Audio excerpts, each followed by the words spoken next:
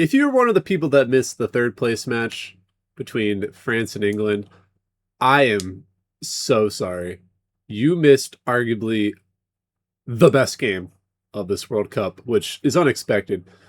I saw the lineups for both teams, the starting lineups that is, and it looked like both teams heavily rotated.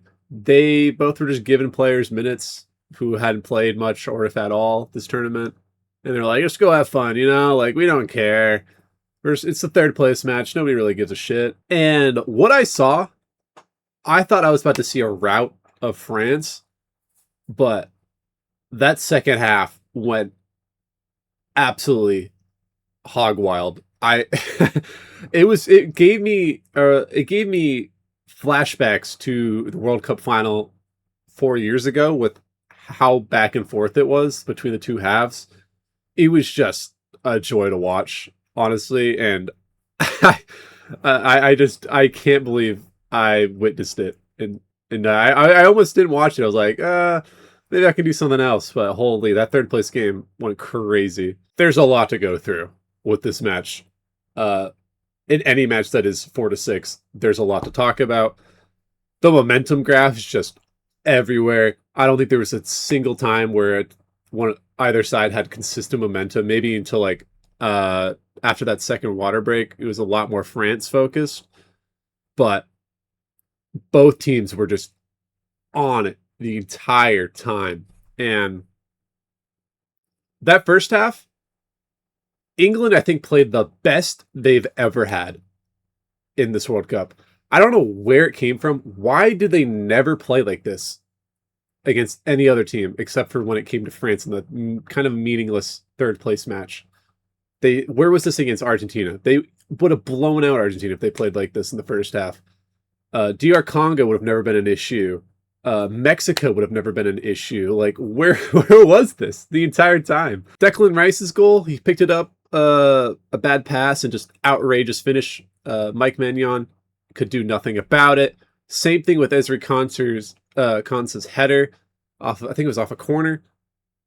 Mike Maignan didn't even bother diving for that one, just couldn't do anything. And then both of the Saka goals were just great finishes by him. He played, I think, outstanding this game. And then France came out of the halftime break and were like, we're going to go win this game. We're not going to get embarrassed. And that comeback was almost instant. Kylian Mbappe with a great goal, followed up not even 6 minutes later by a great goal by Bradley Barcola. And then about 10 minutes later, Kylian Mbappe with another outrageous finish. Mbappe popped off in the second half, by the way. 2 goals and an assist. He was carrying France right after the break, and they just could not get that fourth goal to tie it up. And they're going to rue so many of those chances. There was one where Elise had a golden opportunity to tie the game up, I think at like the 80th minute, 80 seconds, something like that. And it just narrowly went by the post. You could see all of the hearts drop in all the French forward players. It was just, I think if that had gone in, we would have seen pandemonium, honestly. But then Malo Gusto gave away arguably a very unlucky penalty. Jed Spence was just too quick in the penalty box with his movement, and he just tripped him over. It's unfortunate. Bukayo Saka, outrageous pen. That was, I think, one of the best pens I will ever see. Just perfectly slotted in that bottom corner. Mike Maignan could not get to it, even if he was close to it, or even dove that way in time. I think it's just a perfect pen. Nobody's going to save that. Ousmane Dembele with an outrageous finish to just try to pull it back at the end there, but Jude Bellingham right at the death just finished it off. I think the entire back line at the start plus Maignan was awful for France in that first half. I think Konate, Rabiot, Hernandez, and Zaire Emery should never have been on that field to start. I guess Rabiot, I think, has been playing well. But these three though, definitely with the way they had played, I was surprised that Didier Deschamps kept him on until halftime. That was an abysmal showing by Konate. He was getting run through by the entire forward line. Teo Hernandez could not control Saka at all that first half. Uh, Zaire Emery, I just think he was just out of his depth, honestly, there. He's a young player. He's only, what, like 22, 20. So, like, it's his first World Cup. Obviously, it's a third place match. It's not the most important of matches ever, but it's still a World Cup match against England, who are one of the better teams. He was just getting overwhelmed, I think, by that entire attacking line.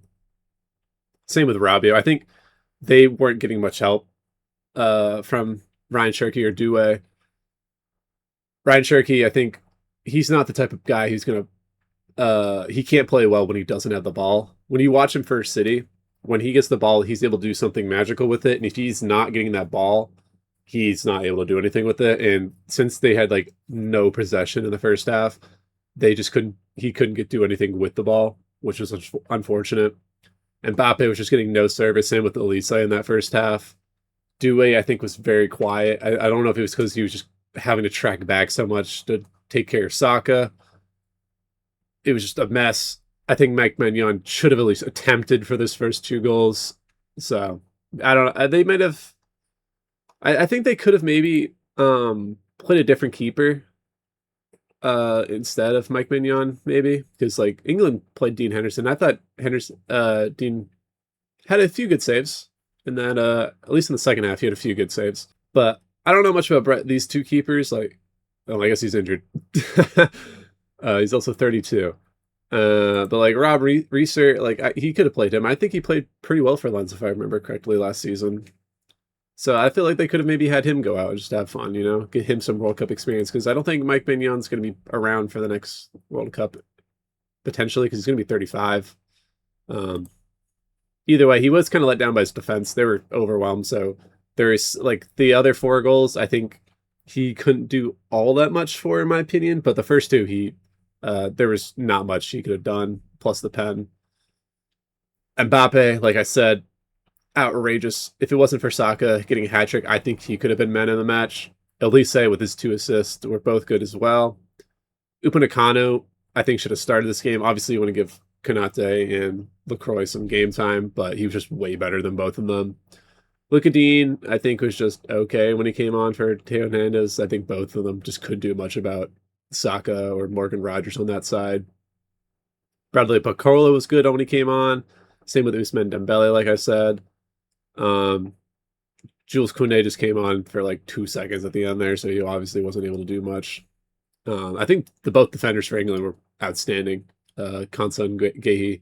They made some vital blocks, some interceptions, and just held that back line to like almost nothing in the first half. So that was good by them. I don't know why they brought Ivan Toney. Brother did nothing for pretty much most of the game. He had one shot. I think they should have maybe started Ollie Watkins. The problem, I think, with England going forward is that in 4 years, who is their striker going to be? Because Ivan Toney's going to be, I think, 35. Or, sorry, 34. Ollie Watkins is going to be in his 34 as well. Harry Kane is going to be at 35. Sorry, 36. So, like, he probably won't play the next World Cup unless if he pulls a Ronaldo or Messi and just is able to play for that longevity.